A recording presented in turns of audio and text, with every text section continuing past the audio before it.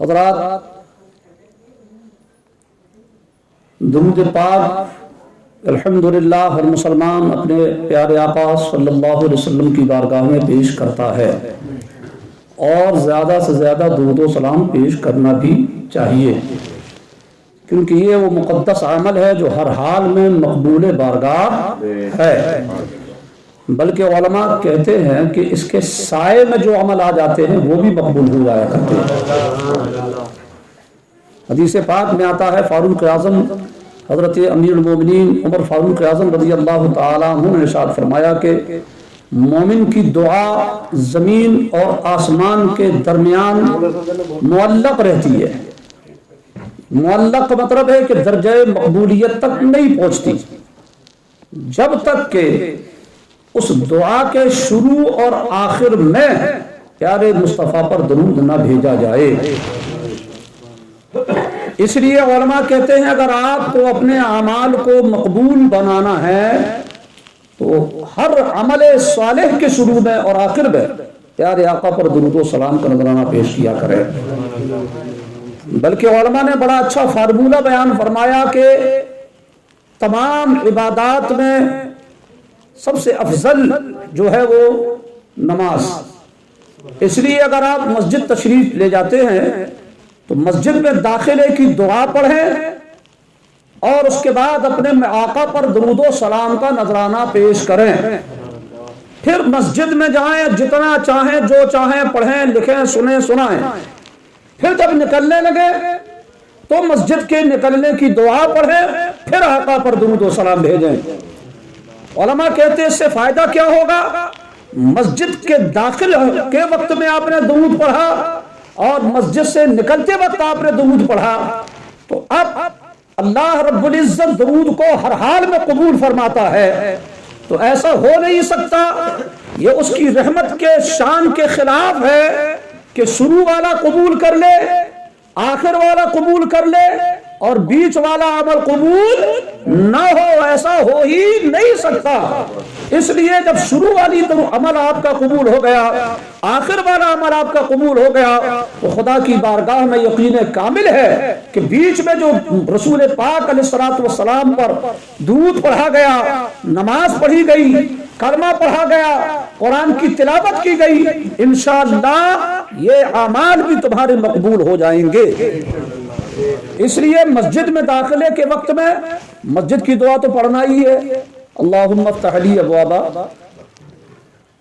बोलिए अल्लाहुम्मा फ़्तह ली अब्वाबा रहमते का। याद नहीं है तो करिए, क्योंकि ये किसी मौलाना साहब की बताई हुई दुआ नहीं है, ये खुद हुजूर पढ़ते थे। सुभान अल्लाह, खुद हुजूर इस दुआ को पढ़ते थे और सारी शुरुआत तो यही से हो रही है ना।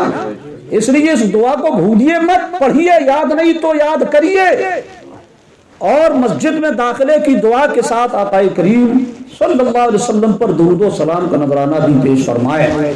पढ़ें दरूद पाक, अल्लाहुम्मा सल्लि अला सय्यदना मौलाना व मौलाना मुहम्मदिन मादिल जूद वल करम व आलिहि व असहाबिहि व बारिक वसल्लम सलातुम व सलामन अलैका या हबीबी या रसूल अल्लाह। अब आइए इमाम इश्क व मोहब्बत आला हजरत के वालिदे गिरामी सरकार अल्लामा नकी अली खान रज़ियल्लाहु तआला अन्हु ने अल कलामुल औज़ह फी तफसीर अलम नशरह की तफसीर लिखी है आला हजरत के वालिद साहब ने। बड़ी लाजवाब तफसीर है कि इश्क़ रसूल का समंदर है। सुभान अल्लाह, ऐसा लगता है कि जैसे मुस्तफ़ा को देख देख करके लिख रहे हो। सुभान अल्लाह, उस किताब का अंदाज इतना प्यारा है कि जहां से पढ़िए वहीं से दिल बाग बाग हो जाता। सुभान अल्लाह, बसा औकात तो आंखों में आंसू आ जाया करते। सुभान अल्लाह, किताब वो कि जिसके पढ़ने से खुदा याद आ जाए। सुभान अल्लाह, आला हजरत के वालिदे गिरामी है। सुभान अल्लाह, लिखते हैं दरूद पाक की फजीलत के ताल्लुक से कि एक शख्स का इंतकाल हुआ, कब्र में उसे दफन कर दिया गया। उसके घर वालों में किसी ने ख्वाब में देखा, पूछा कैसी गुजरी, क्या हाल रहा कब्र में?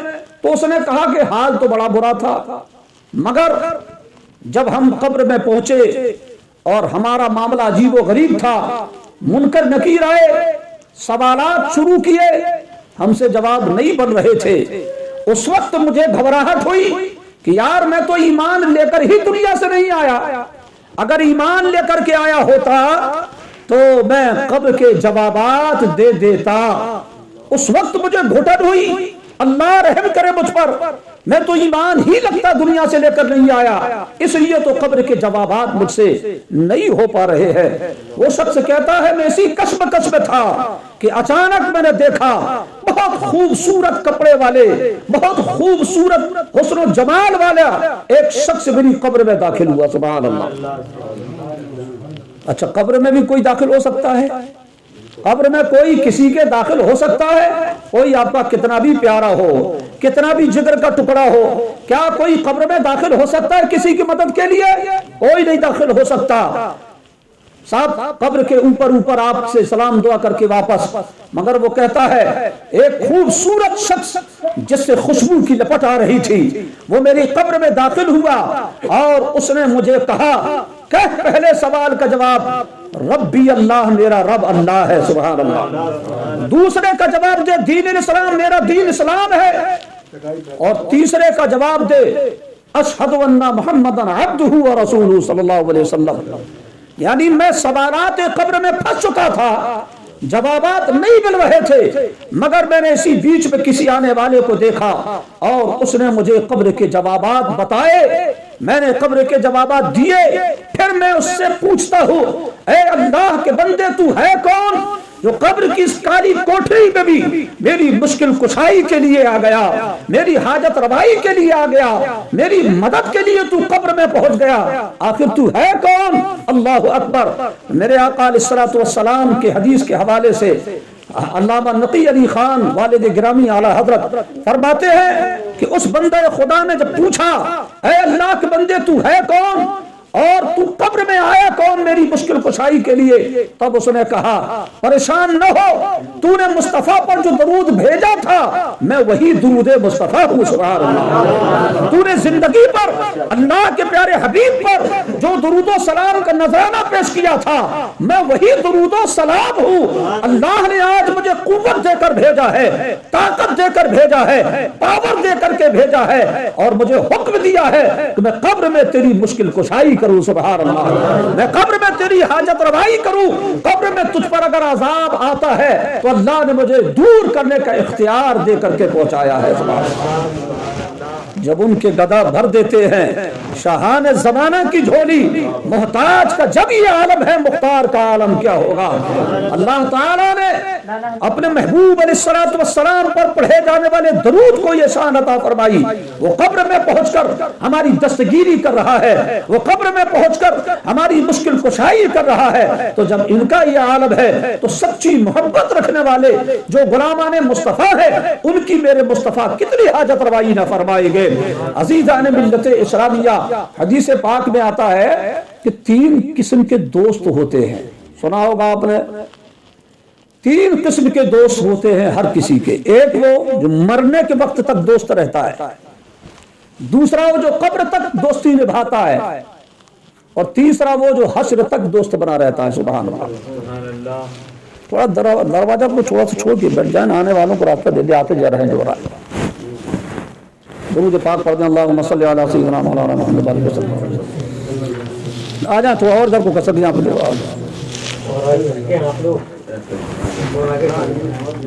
جگہ ہے، جگہ ہے بالکل۔ تقریر کے درمیان اپنا ایک مزاج ہوتا ہے ہر کسی کا کہ تھوڑا سا شائستگی اور بالکل مجمع میں وہ چیز طاری رہے تو اس سے باتوں کا بھی اثر ہوتا ہے۔ 3 دوست، ایک وہ جو موت تک ساتھ، وہ ہے دولت، جب تک موت نہیں ہوئی دولت کافی کام آ جایا کرتی ہے، اور دوسرا ساتھی وہ جو قبر تک، وہ ہیں ہم اور آپ۔ مرنے والے کو لے گئے، باعزت طریقے سے سپرد خاک کر دیا، پہنا دیا، نماز جنازہ پڑھ لی، سب کچھ کر دیا، عطر پھول سب ہار لگا دیا، سب کام کر دیا، اور جب اس کو قبر کو برابر کیا تو اپنے بھی مٹی جھاڑی اور گھر اپنے اپنے چلے آئے۔ یہ 2 دوست ہو گئے، ایک موت تک ساتھ دیتا ہے اور دوسرا قبر تک ساتھ دیتا ہے، اور تیسرے دوست وہ ہے جو قبر سے حشر تک تمہارا ساتھ دیا کرتے ہیں۔ سبحان اللہ۔ وہ دوست کون ہے؟ اعمال صالحہ۔ سبحان اللہ۔ وہ نماز ہے، روزہ ہے، حج ہے، زکات ہے، سبحان اللہ کا ورد ہے، الحمدللہ کی تسبیح ہے، اللہ اکبر کی صدائیں ہیں، لا الہ الا اللہ محمد رسول اللہ کی صدائیں ہیں، استغفار ہے، یہ مساجد کا بنانا، یہ مدارس کا بنانا، یہ بیواؤں کی مدد کرنا، حاجت مندوں کی ضرورت پوری کرنا، یہ وہ مقدس اعمال ہے جنہیں اللہ تعالیٰ قبر میں ہمارا ساتھی بنا کر داخل فرماتا ہے اور انہیں حکم دیتا ہے کہ تم قبر میں ہی اس کے ساتھ ہو، اور جب یہ حشر میں ہوتے تب بھی تم اس کے ساتھ اٹھنا۔ سبحان اللہ۔ اللہ تعالیٰ ایسے دوست بنانے کی توفیق رفیق عطا فرمائے، ایسے والے نہیں جو کسی لائق نہیں ہے، ایسے دوست اللہ ہم کو بنانے کی توفیق عطا فرمائے۔ اچھا، یہ جو اعمال صالحہ ہے کیا دنیا میں ہمارا کام نہیں کرتے؟ کیا یہ دنیا میں بھی ہم کو فیض عطا کرتے ہیں؟ دنیا میں بھی ہم کو یہ سکون عطا کیا کرتے ہیں؟ جو یاد خدا میں مشغول ہوتا ہے، یہ اعمال صالحہ دنیا میں سے تسلی اور تشفی دیا کرتے ہیں، اس کی قلب کو سکون ملا کرتا ہے، بڑی بڑی آفتیں مصیبتیں اس پر آتی ہے مگر بڑا مطمئن وہ بندہ رہا کرتا ہے جو ذکر خدا میں زندگی کو گزارا کرتا ہے۔ حضرات، تو درود پاک اللہ تعالی ہم اور آپ کو کثرت سے پڑھنے کی توفیق رفیق عطا فرمائے۔ حضور غوث اعظم رضی اللہ تعالیٰ عنہ کی محفل میں ہم حاضر ہیں، اللہ رب العزت ہم اور آپ کی حاضری کو قبول فرمائے، ہر عمل میں اللہ ہمیں خلوص عطا فرمائے، للہیت عطا فرمائے، دکھاوے سے بچنے کی توفیق رفیق عطا فرمائے۔ رسول پاک علیہ الصلوۃ والتسلیم کی بارگاہ میں حضرت جبریل امی حاضر ہیں۔ حضرت جبریل کو حضور دیکھتے تھے، صحابہ تو دیکھتے نہیں تھے۔ حضرت ابو ذر غفاری تشریف لائے، حاضر بارگاہ ہوئے، میرے آقا علیہ الصلوۃ والتسلیم سے حضرت جبریل امی نے عرض کیا، یا رسول اللہ یہ ابو ذر غفاری آ رہے ہیں۔ سبحان اللہ، یہ ابو ذر غفاری آ رہے ہیں۔ حضور نے پوچھا کیا تم بھی ابو ذر کو جانتے ہو؟ اللہ اکبر، کیا تم بھی ابو ذر کو جانتے ہو؟ عرض کیا یا رسول اللہ دنیا سے زیادہ ملائے اعلیٰ میں یعنی فرشتوں کی جماعت میں ابو ذر کی دھوم مچی ہوئی ہے۔ سبحان اللہ، دنیا والوں سے زیادہ ابو ذر کو ہم ملائکہ جانتے ہیں۔ سبحان اللہ۔ میرے آقا نے فرمایا آخر اس کا کون سا عمل ایسا ہے جس کی وجہ سے ملائکہ کے فرشتے جماعت میں اس کی شان اور اس کے جھنڈے گڑے ہوئے ہیں؟ رسول پاک علیہ الصلوۃ والتسلیم جب پوچھا تو حضرت جبریل امین عرض کیے یا رسول اللہ، حضرت جبریل عرض کرتے ہیں یا رسول اللہ یہ قل هو اللہ احد شریف کثرت سے پڑھا کرتے ہیں،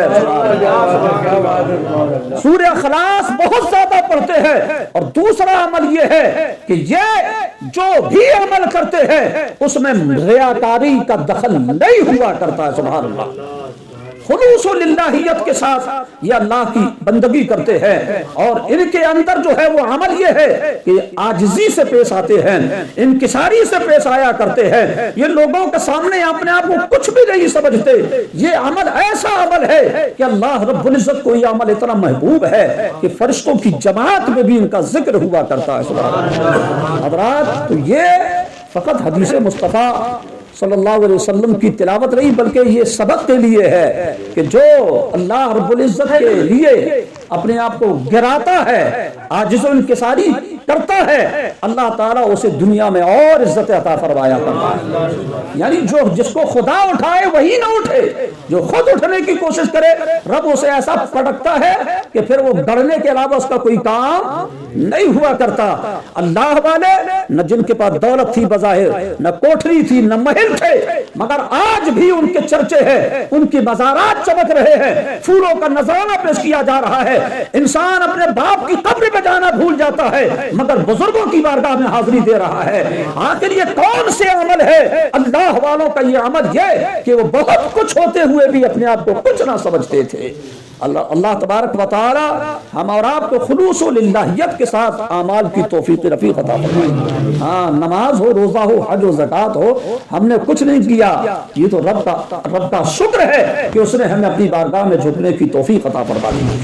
واہ کیا مرتبہ اے غوث ہے بالا تیرا، اونچے اونچوں کے سروں سے قدم اعلیٰ تیرا، سر بھلا کیا کوئی جانے کہ ہے کیسا تیرا، اولیاء ملتے ہیں آنکھیں وہ ہے طلبہ تیرا۔ تیرا، یا غوث اعظم تجھ سے در سے سگ سے ہے مجھ کو نسبت، تجھ سے در سے سگ سے ہے مجھ کو نسبت، میری گردن میں بھی ہے دور کا ڈورا تیرا۔ سبحان اللہ۔